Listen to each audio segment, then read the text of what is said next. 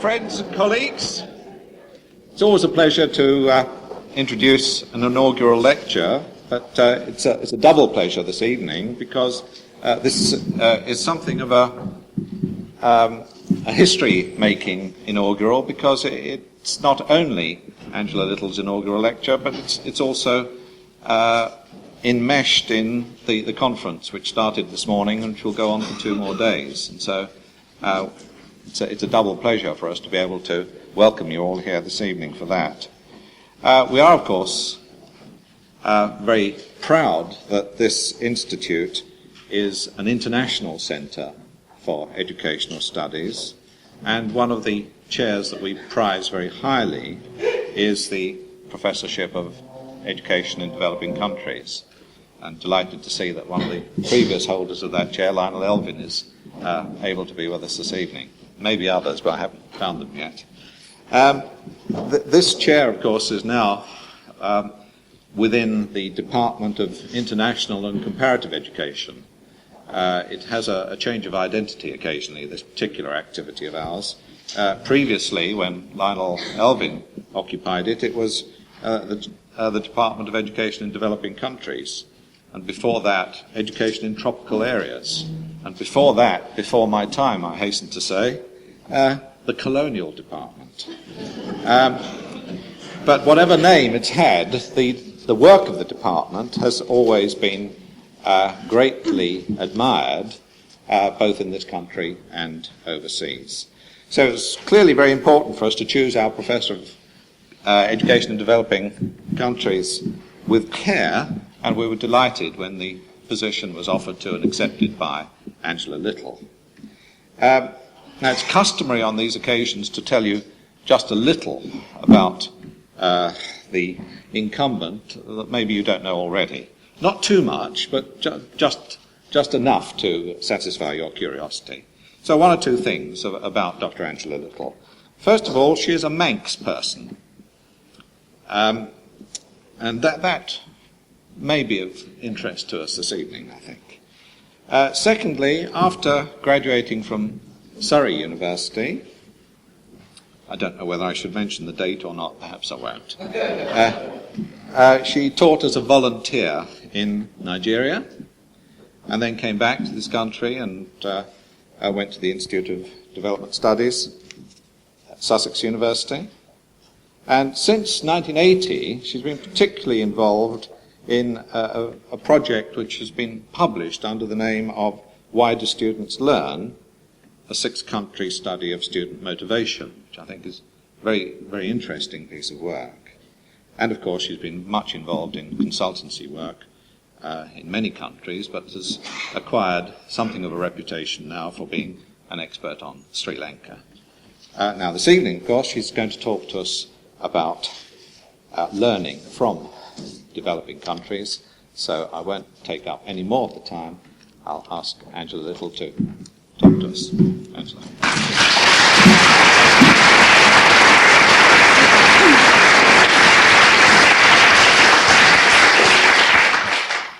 Thank you very much, Professor Lawton, for that kind introduction. I'm sure that most of us have at one time or another eaten spaghetti in an Italian restaurant. But I wonder how recently it was that we learned that spaghetti originates not from Italy, but from China. Or, how recently did we learn that the roots of Eric Clapton's inspiration are to be found not in suburban London, but in West Africa? And how long ago did we forget that the Lancaster Bell monitor system, which was to form part of the bedrock of mass elementary schooling in England in the early part of the 19th century, was an educational innovation of its day, which originated not in England, but in India? And how long ago did we forget that ethnography, on which so many contemporary British educational studies are based, is grounded as an analytic approach and set of research techniques, not in London, Liverpool, Manchester or Milton Keynes, but in the Trobriand Islands in Melanesia and elsewhere in those areas of the world now classified as developing countries. Developing countries are generally regarded as those which are economically poor, where substantial proportions of the population are employed in agriculture, and where the social conditions of the mass of the population are depressed. The majority of countries in Latin America, the Caribbean, Africa, Asia, and Oceania fall into this general category, though the variations between countries on these and many other economic, social, and political dimensions of development are enormous. I propose to explore my theme, learning from developing countries, in three ways. First, I shall describe and comment on a recent advance in Western educational theory, which cries out for refinement and elaboration by researchers in and from developing countries, if it is to justify itself as a theory having international status. Second, I shall discuss recent work on learning orientation, which was developed in collaboration with educators and researchers from developing countries, and which offers one model for the creation of international knowledge about education. And third, I shall identify some policies and practices in developing countries which have relevance for our thinking about contemporary problems and issues in education in Britain today. The examples which I shall use to illustrate these three aspects of learning from developing countries draw on work on student achievement, assessment, and motivation. Let us start then with a fairly well-known theory of achievement and motivation, attribution theory, associated with several American psychologists, including Harold Kelly, Bernard Weiner, and Anna Kuhn.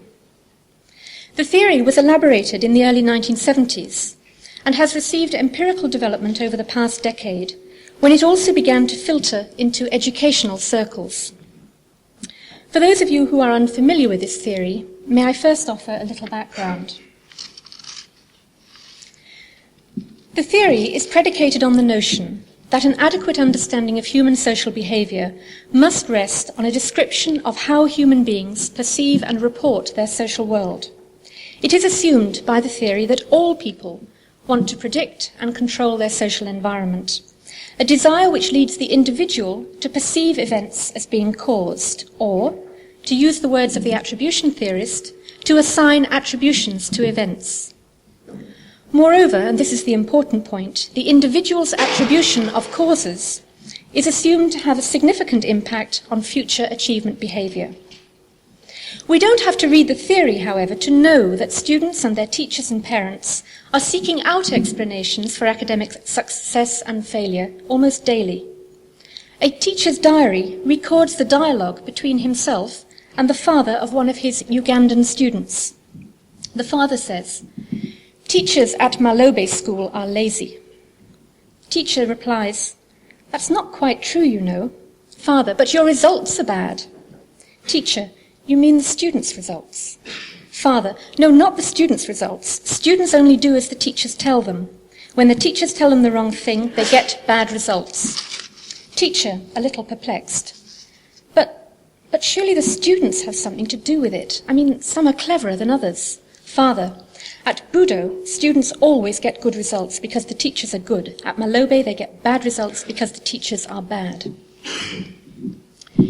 English headmistresses and students also have notions about the causes of success and failure. In the 1930s, a 9-year-old girl won first prize for reciting a poem in a drama festival. When the girl returned triumphant to Huntington Road Elementary School, the headmistress remarked, "You were lucky." "I wasn't lucky," she replied, "I deserved it." This sentiment was echoed at her victory press conference in 1975 when a reporter asked her, "Why do you think you won?" "Merit," replied Margaret Thatcher briskly.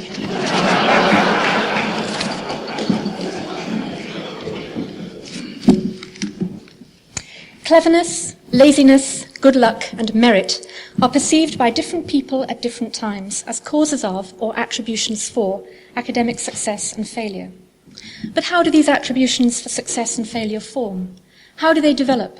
And what implications do they have for learning experience in the classroom and, as the last illustration suggested, for future experience in the world outside? Here, the attribution theorists have been very active in their experimental designs. As with most American social psychology, the empirical development of the work has been experimental, rigorous, highly logical, and controlled. We have learned, for example, that people who attribute success to ability have a greater expectation of future success than those who attribute success to effort or luck. We have also learned that American men tend to attribute their own success to ability and their failure to lack of effort or bad luck, and have high expectations of success in the future. Whereas American women tend to attribute their success to effort and good luck, and their failure to lack of ability, and they have lower expectations of success in the future. Men, incidentally, while attributing men's success to ability, tend to attribute women's success to effort and good luck. Attribution theory explains such findings in terms of the dimensions of controllability, locus, and stability.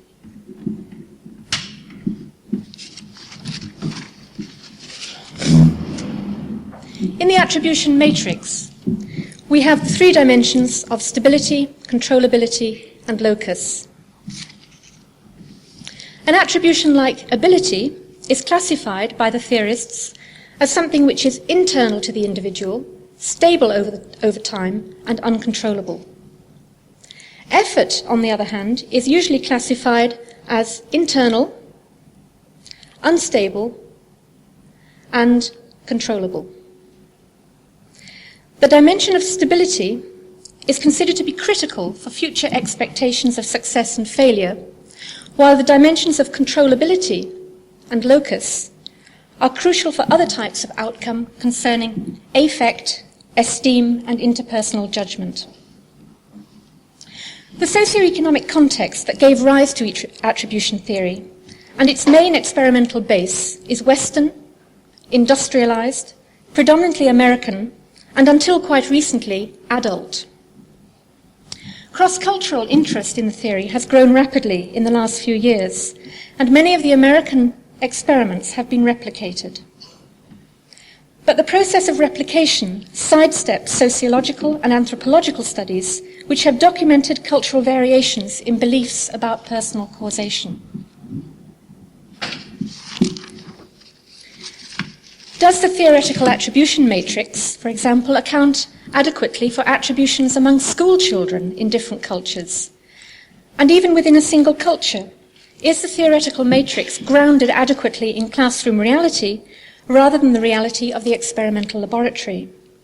After all, the matrix was derived from the personal introspection of the attribution theorists themselves, and it was a good 10 years after experimental research had started in earnest that Kelly and Michala suggested that the irony of the research was the lack of inquiry into the causal distinctions made by ordinary people. How much more ironic, then, that this ungrounded matrix should be applied by attribution researchers first to American children and second to children in other cultures. In the mid-1970s, I examined attributions among school children in England and Sri Lanka. Although Sri Lanka is a poor country with a very low level of income per capita, it has a literacy rate of 86% and a long record of high social demand for education. In the slide which has just been projected, you'll see a 14-year-old girl who's studying for her GCE O-level examination. She passed her examination with 4 O-level passes. She returned to school for another year to try and repeat and improve her grades in her O-level. She, in fact, ended up with 5 O-level passes. She was studying in a very remote rural village. She found her way to the capital of Sri Lanka, Colombo, found herself a job in a food processing factory, and now works as a domestic servant in West Asia.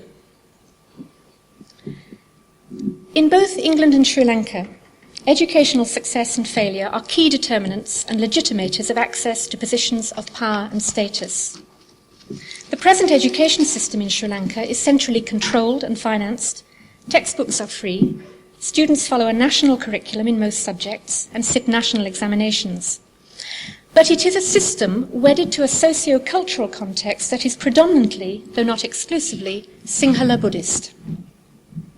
A culture whose characteristics are well described by Sri Lankan anthropologists such as Gananath Obesekara.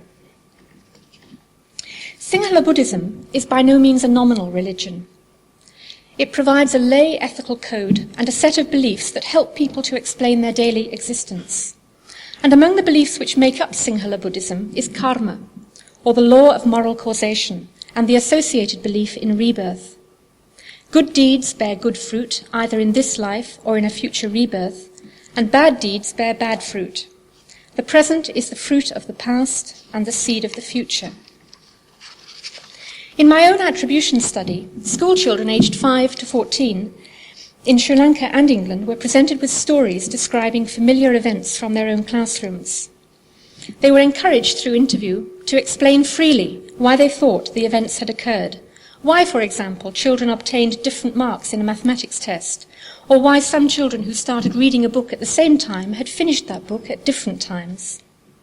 The data from the English and Sri Lankan children were analysed at the same time, thus avoiding the temptation so common in cross-cultural studies to examine the way in which the data from the second culture, usually the developing country, approximate the data from the first culture, usually the industrialised country. The analysis sought to identify categories which were common and uncommon across the two cultures. The analyses confirmed the salience of many of the categories used conventionally within attribution research, but they went further. Children in both cultures produced attributional responses not normally taken into account by conventional models. For example, good classroom behaviour and bad classroom behaviour, expressed as, he mucks about in class, that's why he's not doing very well. Or age, she's older, that's why she's doing better. A number of the attributions were also seen to emerge developmentally in both cultures, especially those of ability and effort. But one of the most intriguing findings was the Sri Lankan children's elaborations of karma. 49 of the 11 and 14-year-olds were asked directly whether karma could affect the learning of a child in school. Just over half of them said it could, but how? A few children didn't explain any further, but the majority did. Some perceived a direct connection between good and bad deeds in a past life and high and low achievement in this life. For example, he must have given some books to another boy in his past life. That's why he's doing well now. Others perceived the link between karma and achievement to be mediated by economic circumstance. In these explanations, good or bad deeds in the past life were perceived to determine the wealth or poverty, respectively, of the family into which one is born in this life. The economic condition, in turn, determined how well one learned in school. Now, the problem for attribution theory is how to classify an attribution like karma. Remember that the concern of the theory is the lay person's understanding of the social world, and with the consequences of this understanding for future action. Now, one's first inclination as a Western observer is to relate karma to the work on locus of control by people like Rotter, Seaman and Liverant, on mystical and ascetic religion by Weber, or on the characteristics of Incollis and Smith's modern man. Following these writers, karma would probably end up classified as external, uncontrollable, and probably stable. But karma appears in a number of forms which defy easy classification. Karma, remember, is a causal force that is thought to link past life with present and future life. At any one time, a person is influenced both by his or her past karma and by present karma.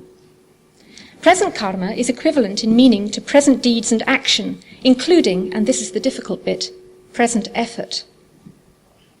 Since life is a continuum, present karma, which includes present effort, becomes past karma for the next life, just as one's current karma reflects earlier effort.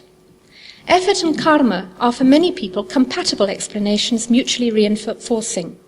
Moreover, a bad karma from the past life can usually be overcome by present effort. Only a belief in an extremely strong past karma leads to feelings of resignation and uncontrollability. Now, since it is the dimensions of attributions which are considered crucial for future action, it is important that attributions are not misclassified within the taxonomy. For example, karma, like effort, may be viewed as internal, stable, and controllable. This possibility also raises the question of whether the dimensions of lay people's theories should be elicited from the subject rather than imposed by the psychologist.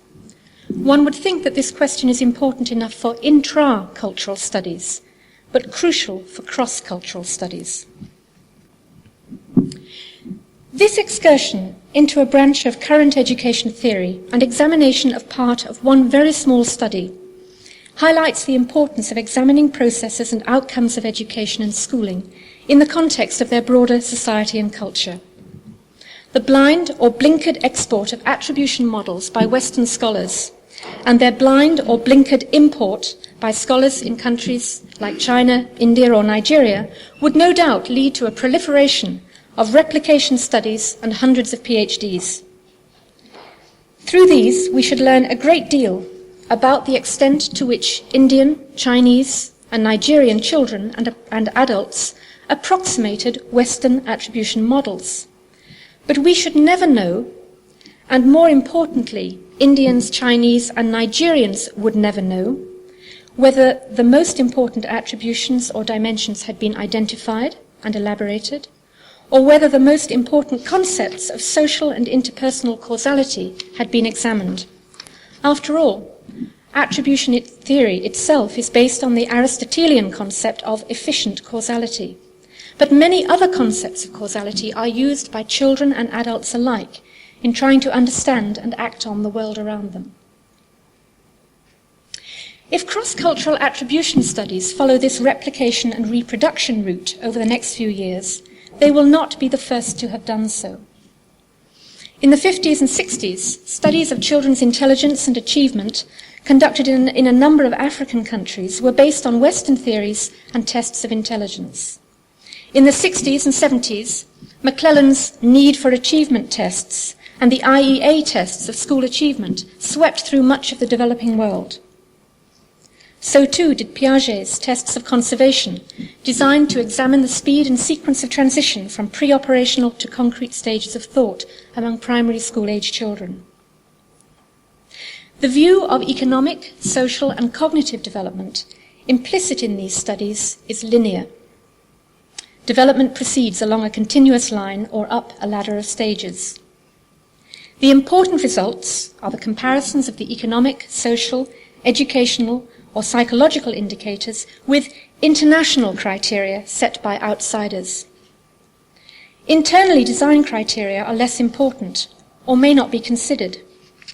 To be sure, internally designed criteria are often unavailable, and those who may be in a position to lead their development have often been trained in the West, following curricula designed largely for students from the West, and their professional reference groups may well be Western, or more accurately these days, cosmopolitan.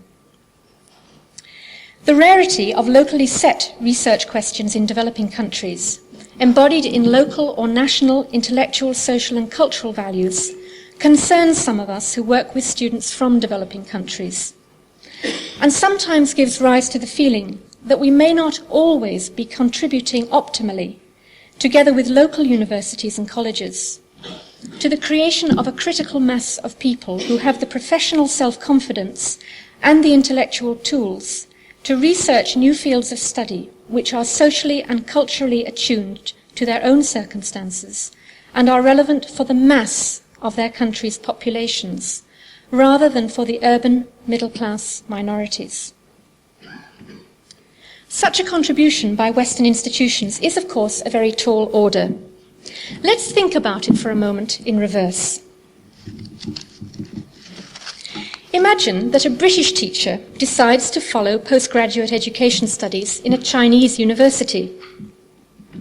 Before leaving England, she struggles for 2 years learning Putonghua. All the lectures are on the Chinese education system, on Chinese curriculum and assessment issues, on Chinese political economy.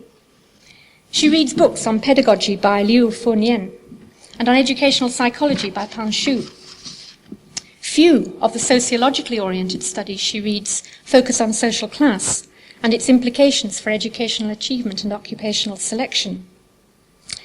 She visits Chinese schools, and she learns of the important role of moral and political education, and observes how class peers are invited to assess publicly each other's class performance and provide social and peer group reinforcement for academic success and failure. She also observes how children perform eye muscle exercises to music each morning to reduce eye strain and the chances of scoring a poor mark on the eyesight test, which will prevent access to a key high school. In the library, she finds a few Chinese translations of Russian texts and just a handful of books written in English, written by American and British authors, many of them in the 19th century. She may, of course, be very lucky and be able to enroll on a course on comparative education, where she will read books by Professor Wang Chengzu, one of China's foremost scholars on comparative education in general and on British education in particular. If she visits the library at Beijing Normal University, she will be lucky indeed. Not only will she find books by Watts, Peel and Laureis, and recent handbooks on international education written by colleagues from my own department, but she will also find no less than 4 books by Professor Lawton. At the end of her period of study, she returns home to Britain, where she is promoted to a very senior education post in a county education authority. An unlikely scenario, you may say. Yes, indeed, but in reverse, this scenario happens regularly. Perhaps not so noticeably with Chinese students, since their numbers are still relatively few, but with many students from elsewhere in Asia and from Africa, who are often promoted to extremely senior positions on their return home. The learning experience of a developing country student in educational institutions in an industrialized country like Britain is less problematic when the student is a member of a group where British students are not in the majority. When the formal and hidden curriculum is genuinely international, where the student is exposed to a variety of educational models and to a wide range of educational policy and practice, including that from his or her own country, then the process of evaluating and valuing one's own country's experience can begin. Yet the situation is still far from ideal. The most striking shortcoming being that the theoretical perspectives on education and development, which subtend discussions of policy and practice, are still offered disproportionately by Western scholars. I turn now to the second aspect of learning from developing countries, in which I describe a learning exercise involving researchers and educators from industrialized and developing countries, and which offers the beginnings of a model of working practice for the creation of international knowledge. The Student Learning Orientations Group, better known by its acronym SLOG, is a network of educational researchers based in India, Sri Lanka, Nigeria, Malaysia, Japan, and England. SLOG is interested in students' definitions of why they learn. Though related indirectly to the attribution theory research described earlier, this work focuses on students' definitions of learning motivation, rather than on their explanations for learning success and failure. The work arises out of Ronald Dawes' well-known, if controversial, thesis, The Diploma Disease, and subsequent work on labour markets, qualifications, assessment and the quality of learning in Mexico, Ghana, Sri Lanka, Malaysia and China, conducted at the Institute of Development Studies, Sussex, in the 70s. The SLOG group is concerned with the extent to which assessment goals are perceived to motivate learning in the classroom, and by comparing the assessment motive with other motives for learning, the extent to which assessment goals dominate other motives for learning. Students vary in their perceptions of the purposes and motives for learning. One student in an English comprehensive school expressed it this way. He said, "I don't think anyone would come to school if there were no exams." Most people associate exams with working hard and getting something out of working. So if you're going to come to school and stay on for an extra 2 years and then get nothing for it, you think, God, what a waste of time. Another student in the same class, however, put it this way: I love learning, I do enjoy school, and I don't want it to end. Some of our subjects are really interesting, so interesting that even after the exams are finished, I'll go on learning. Our research is not confined to the classroom, however, for we are concerned with the transfer of this hidden curriculum of the affective learning environment from school to work. Is there any link between what students learn to believe motivates them to learn at school and what adults learn to believe motivates them at work? More particularly, and this is the controversial suggestion embodied in the diploma disease thesis, does the headlong rush for assessment and qualifications inhibit the long-term motivation for sustained learning, challenge, innovation, and creativity? We have not completed our quest, do we ever? But a few of the findings I can share with you now. As a starting point for our empirical work, we emphasized the importance of developing new measures of students' perceptions of motivation which had intra-cultural relevance as their primary aim and inter-cultural relevance as their secondary aim. Consequently, we have come up with related but different sets of measures for the 6 countries. Our insistence on grounding our empirical work in classrooms in 6 countries and the development of research measures simultaneously in these 6 countries meant that concepts and measures which would have been excluded had the entire conceptual framework been defined in the West and then applied cross-culturally were now included. For example, Asian colleagues insisted on the inclusion of what came to be known as significant others, especially parents, as a perception of learning motivation among secondary school students. In the questionnaires which we developed out of interview material, items such as the Japanese translation of "when I do not do well in examinations, my mother gets quite upset," became a key part of the Japanese definition of the concept of parental press, but did not survive as an important measurement of the concept of parental orientation in the English research. In Malaysia, the item in Bahasa translation which read, "I am learning now in order to enter a prestigious university," was a key element in what the Malaysian researchers labelled extrinsic job orientation. It was important also for the Japanese, but not for the English. When we moved from our intra-cultural measures to our intercultural measures, we found that the overall structure of learning orientation varied. At the intercultural level, we were able to distinguish between 3 learning orientations: an orientation to assessment, task interest, and parents, and we examined the patterns of relationship between them.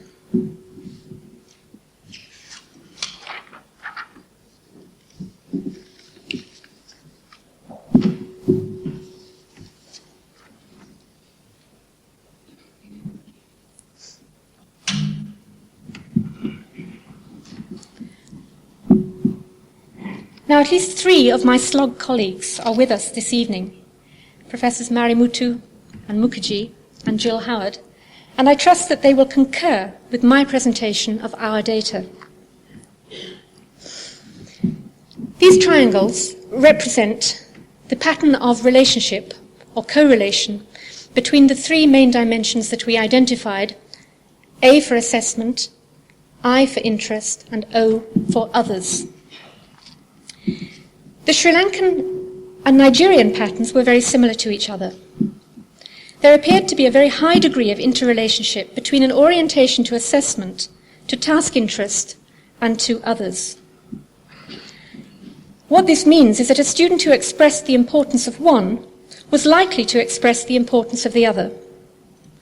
But the Malaysian pattern was different. There appeared here to be a degree of differentiation in the structure. Whereas an orientation to parents was strongly related to assessment, an orientation to interest was weakly related to both assessment and to parents. What this means is that a student highly oriented to assessment would tend also to be highly oriented towards parents, but less oriented towards task interest. The Japanese pattern approximated the Malaysian, though the relation between task interest and parental orientation was even weaker than the Malaysian, and the relationship between parents and assessment was stronger, reflecting perhaps what both Japanese and Western researchers have written about the social definition of achievement in Japan. The English pattern approximated none of the other patterns. Here, assessment and interest were moderately related, but an orientation to others was hardly related to either assessment or interest, reflecting perhaps the more individual and personal definition of the meaning and purpose of assessment and achievement. Incidentally, the order in which I have presented these findings this evening reverses the normal order that I think you would find in most publications on international education. I think if we were to reverse this diagram, if we were to do a count of the way in which data, international data, were presented in most books and journals, we would probably find, in most cases, the industrialized country pattern being presented first, followed by the developing countries. None of these findings has enabled us yet to refute or confirm the general propositions about assessment orientation, but that is perhaps less important at the moment than the knowledge about our own and each other's educational system and the methods through which we have sought that knowledge. Our Asian colleagues' insistence on the inclusion of the concept and measurement of significant others, especially parents, broadened the conceptual framework, which, had it been left to the British researcher, would probably have focused on assessment and interest or motivation. This is not to suggest that parental motivation is not perceived to be important at all by English students, but given what English students expressed in free response interviews, given the overall framework of the research, the link between learning motivation and innovation and creativity at work, and given the need to focus progressively, this more restricted framework would probably have emerged. Our insistence that empirical work be conducted simultaneously and that the empirical data had to be analysed against intra-cultural standards first and against so-called international standards only second, allowed us to develop item banks and measures which could be useful for other colleagues working primarily in a national rather than international setting. It also freed our thinking about levels of analysis and allowed us to seek out dimensions appropriate at one level, for example the national, and less appropriate at another, for example the international. For example, an orientation common within one culture will not, by definition, emerge as something which differentiates among students in that culture. But commonality within one culture can be apprehended at the international level of analysis, where it might then differentiate between one national population and another. Though we could see some of the possibilities, we were less able to translate some of them into practice, hampered as we were by funding restrictions, and had to resort to a number of analyses which are still less than ideal. Nonetheless, we are still slogging on. Another weakness of our study, which we hope others involved in international and comparative work will see their way to overcome, is that while we encouraged empirical specificity and differences between countries, we worked within a common conceptual framework. One of the challenges for international and comparative work in the future is the building of conceptual and theoretical models which take national standards as their priority reference point. Only from such a firm base can truly international conceptual models be created.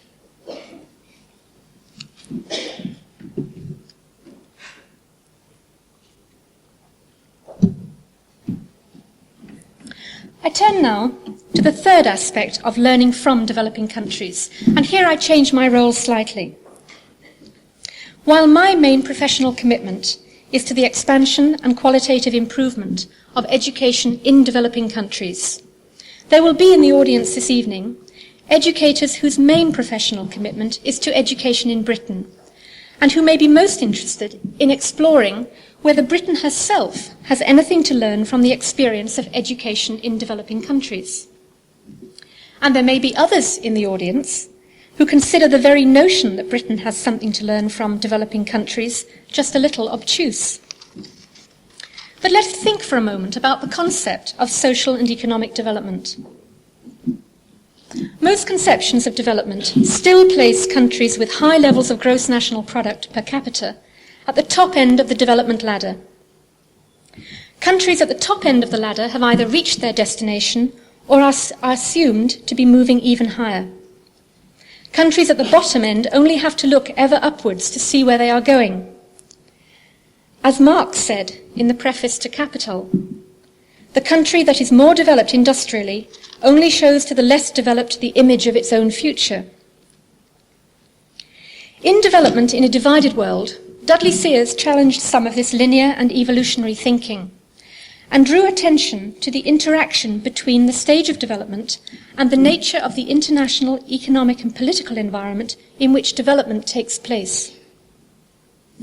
In his elaboration of a similar idea, Dorr, drawing on Geshenkren's concept of late development, distinguished between early developing countries, late developing countries, and later developing countries. Early developers, such as England, began their drive towards industrialization at a time when the international economic and political environment was very different from that facing a later developer, such as Japan, in the latter part of the 19th century. And the international conditions facing Japan were different again from those facing countries as diverse as Tanzania, Sri Lanka, and China today.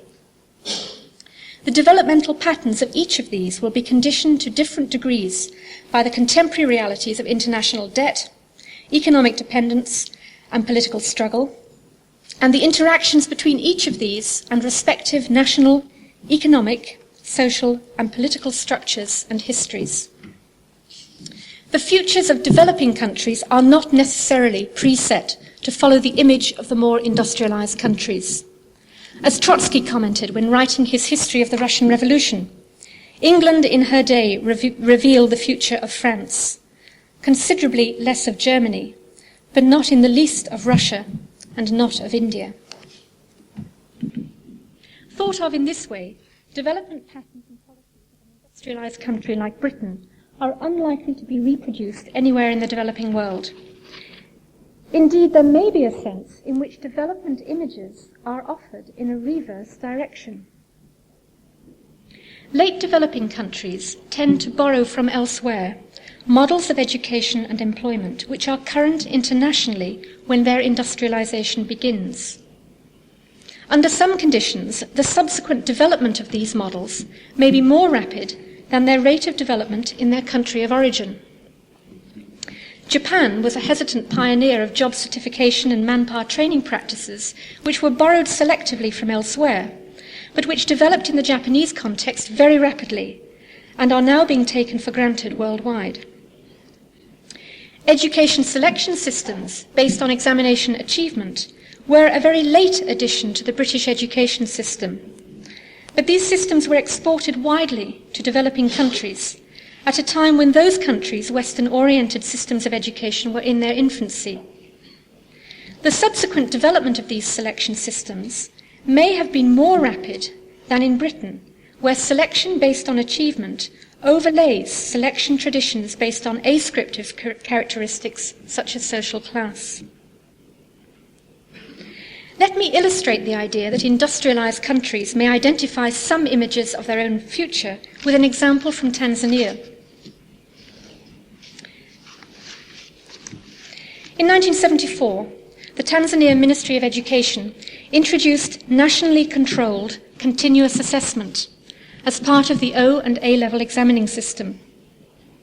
Continuous assessment was part of a package of reforms adopted by the ruling party, TANU, known as the Musoma Resolution, designed to redefine and extend the policy of education for self-reliance. An excerpt gives the flavour of the policy. We have to get rid of the ambush type of examination. The excessive emphasis placed on written examinations must be reduced, and students' progress in the classroom, plus his performance of other functions and the work which he will do as part of his education, must all be continuously assessed, and the combined result is what should constitute his success or failure.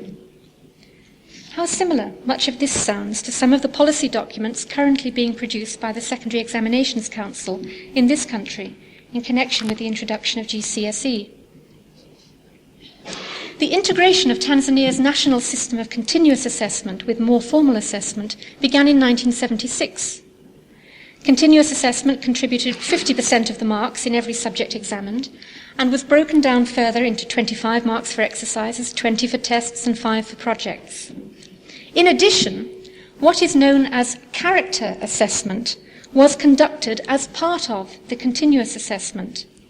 In Britain, we would probably translate this term as a pupil profile focusing on personal and social skills. In Tanzania, the profile included items such as attends classes punctually, works well with others regardless of their status or rank, assumes responsibilities when given leadership, accepts reasonable demands even though disliking them, inspires others to follow, etc. One example from Britain, from the county of Dorset, where profiling has mushroomed over the last 4 years, includes a very similar range: punctuality, works well in a team, leadership, working with those in authority. Unlike Tanzania's Examinations Council, however, the Secondary Examinations Council in this country has not issued a single profile to be used countrywide. Not yet, anyway. Teachers and educators from abroad are often struck, if not to say a little mystified, by the decentralized system of education in this country. Centralized curricula and examinations are the rule, not the exception, in most developing countries in Africa and Asia, though less so in Latin America. Last year in April, I accompanied a group of African and Asian curriculum developers and examiners on a visit to the School's Curriculum Development Committee and the Secondary Examinations Council over in Newcombe House in Notting Hill Gate.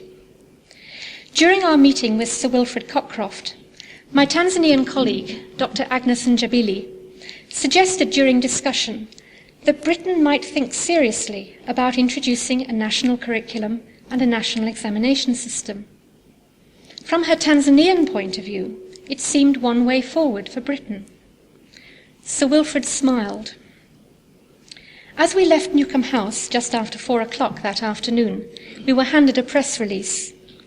The government has today announced plans for a national curriculum.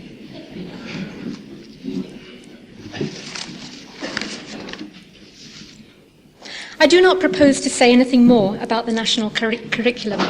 That, after all, is Professor Lawton's task tomorrow evening in this institute. But I would like to draw out 1 or 2 points from the Tanzanian example. I am not implying that the British Conservative government has in any way borrowed an educational model from socialist Tanzania. Not consciously, at least. Nor am I implying that Britain should borrow or emulate models from Tanzania, or from Germany, Japan, or the United States of America, for that matter. How could I argue that when I was stressing earlier the importance of endogenous models of education and development, and was urging against the importation of inappropriate external models? Mind you, I did suggest to Sir Wilfred Cockcroft and Mr. Peter Dines that they might just be interested in learning about Tanzania's experience of centralized continuous assessment and profiling. They said they would, but would I like to find them the airline tickets? What I am saying is that educational innovation does not always start in industrialized countries and trickle down to developing countries. There is, and always has been, considerable educational innovation in developing countries, innovations which face problems, to be sure. But where is the educational innovation anywhere in the world which does not? But industrialized countries are less good at recognizing innovation in developing countries than are developing countries at recognizing innovations in industrialized countries. I chose to illustrate my point about images of Britain's future through just one example from Tanzania's experiences of assessment. I might have selected educational experiences from any number of countries, examples which, while not offering themselves as models for import, nonetheless provide contrasting experiences which help throw into relief the problems and possibilities at home. Were Desmond Nuttall in the audience this evening, he would be able to describe how and why a new form of moderation currently in use by the Caribbean Examinations Council may well be a forerunner of things to come in England and Wales. And others in the audience could offer developing countries' experience of education for pluralism, of the vocationalisation of the curriculum, or full employment schemes, all of which resonate in discussions in Britain today. I would also suggest that questions of computer literacy and computer illiteracy may well find some illumination in the work on literate and pre-literate societies, a literature which is already international, benefiting from experience from both industrialised and developing countries. If we seek beyond our shores at all for ideas and experience of educational relevance for Britain, then we usually look no further than across the Atlantic, the North Sea and the English Channel. I am suggesting that it might be worth looking just a little further. Let me draw to a close by focusing on the implications of what I have been saying for work on international education in this institute. First, theory and research. 10 years ago, when the Department of Education in developing countries was celebrating its 50th anniversary, rather than its 60th, which we celebrate today, Cyril Beebe, writing about teachers, teacher educators and research, commented, "The educational theorists, for the most part, have stayed cosily in their rich countries, without risking their theories in the rough and tumble of the poor ones." To the extent that we are interested in developing educational theory which generalizes across national boundaries, then we need to be able to understand the context of the subject of our theory. At one level of analysis, the individual child at school, for example, this may mean understanding much more than now about the development of and interaction between attitudes, aspirations, cognition, and the quality of learning environment among children living in a very wide range of social and economic settings, the most typical of which bear little resemblance to what we find in this country. The schools attended by the children of the rich in many developing countries provide computerized learning environments, not dissimilar to the best of our own schools, but these are not typical. More typical are those which are struggling to provide a minimum quality of learning against a background of diminishing resources, a rural economy, and often still a pre-literate population. It is all too easy for us to forget that 890 million of the world's population aged 15 and over are still illiterate, 98% of whom live in developing countries, half of them in China and India. Although most developing countries have made impressive strides in combating illiteracy, especially among younger school-age populations, population growth rates and declining resources available for education may conspire and ensure that innumeracy and illiteracy will persist and possibly worsen well into the 21st century. Even in my own department, the dominant focus of our current work is on children and young people in the formal education system rather than those outside. At another level of analysis, we need to understand much more than now about the interrelations between education and, for example, ethnicity, caste, language, religion, gender, tribal group, and economic class. Our understanding of the process of development and the role of education in that process enjoyed a significant advance in the 1970s, when the then dominant theories of modernization were challenged by the dependency theorists from Latin America. As Professor Kasim Bakus reminded us this morning, we learned to appreciate the significance of relations between a dependent economy and its metropole, to focus on the reproductive role of education in the legitimation of elite status, and to understand the role of education in the incorporation of elites into a transnational economy. But dependency theory, like most others, is partial. relying as it does on a restrictive definition of class and its almost exclusive focus on the reproductive role of education. 10 years ago, Ali Mazrui, in his Political Values and the Educated Class in Africa, argued that the Marxian concept of class be reconceptualized for an understanding of social and political formation in Africa. Social formation, he argued, emerges from the question, who knows what, rather than who owns what, thus emphasizing education's active role in the production of social formation, rather than the more passive, reproductive and legitimating role to which dependency theory consigns it. I look forward to the integration of Mazrui's views into improved international theory on education and development. The second implication of what I have been saying concerns consultancy. The emphasis on a better understanding and theory should encourage the development of better advice on those occasions when we are still asked.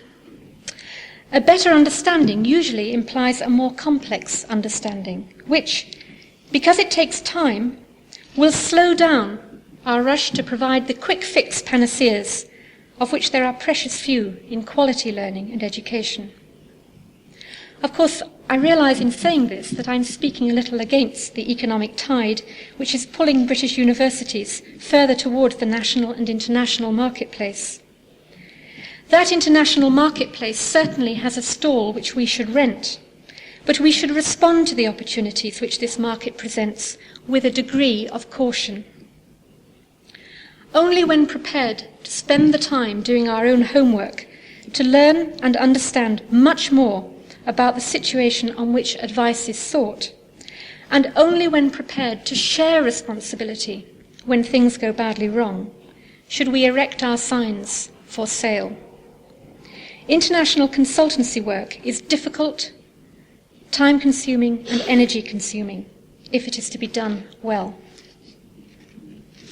My third implication concerns the learning environment in which to work with colleagues and students from developing countries. Those of us involved in teaching students from developing countries must continue to keep abreast of their literatures, to recognize their intrinsic merit, and to help students to evaluate them in relation to literatures from elsewhere. We also need to be aware that the dominant flow of traffic of theory and empirical standards in education on the north-south motorway is changing in shape and is beginning to filter into some side street routes to improve knowledge and understanding. National educational research associations in developing countries are growing in strength, as are national education research institutes, funded in many cases by international agencies.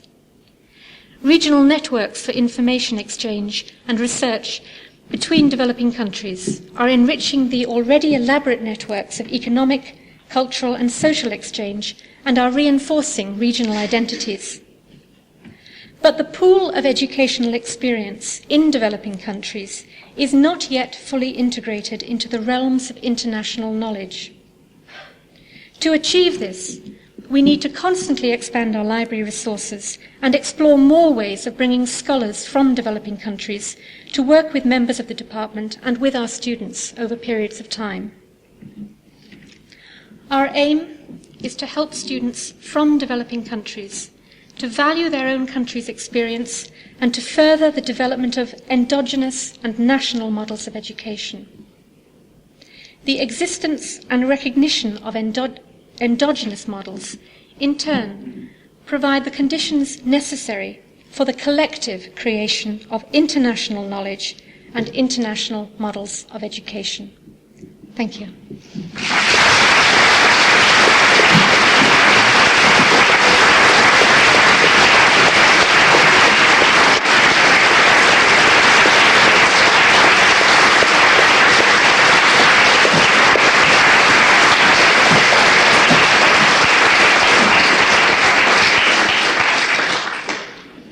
Well, I said right at the beginning of the evening that it was always a pleasure to introduce an inaugural lecture. I didn't guarantee that it would be enjoyable to listen to the inaugural lecture, but your applause shows that you agree with me that we have been listening to a very important subject which was presented in a very lively and interesting way.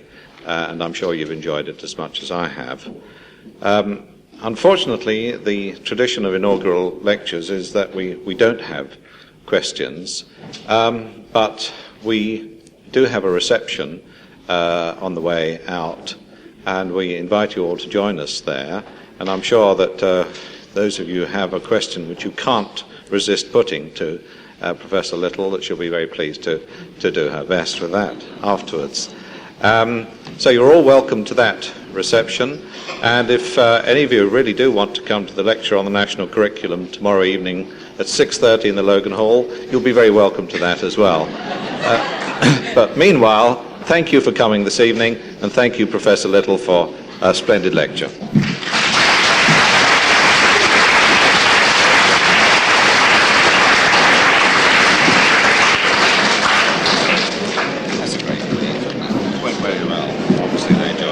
How long did it last? It was less than the hour, wasn't it? About 55. Yeah, about 55, yeah. Yes. Well done. Full marks? Very good. Yes. Good. Very smooth.